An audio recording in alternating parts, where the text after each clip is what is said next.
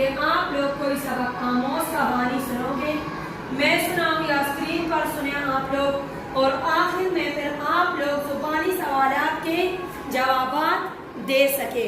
اب میں آپ لوگوں سے پوچھتی ہوں بچے کہ کہانی میں موجود جو نوجوان تھا جس پر یہ کہانی لکھی گئی تھی تو اس کا نام کیا ہے؟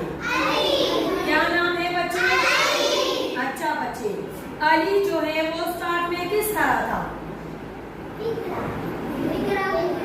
بگڑا تھا بچے، وہ محنت نہیں کر رہا تھا، اور سب سے بڑی بات اس میں کیا تھی کہ وہ وقت کی قدر نہیں کرتا تھا، اور اسی وجہ سے وہ سب سے پیچھے رہ گیا. لیکن آخر میں پھر اس نے کیا کیا؟ وقت کی قدر کی، اور کس کی بات مانی؟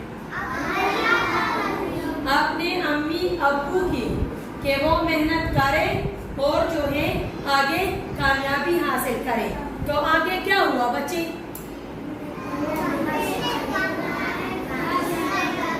آخرکار کامیابی حاصل کی.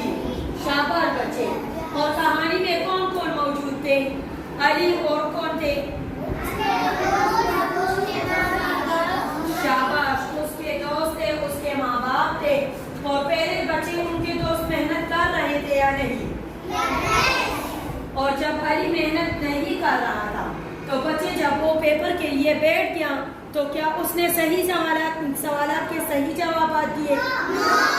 تو بچے اس طرح آپ لوگ بھی اس بات کو سمجھے کہ جس وقت پر آپ لوگوں کو جو کام دیا جائے تو اس کو اسی وقت پر کریں.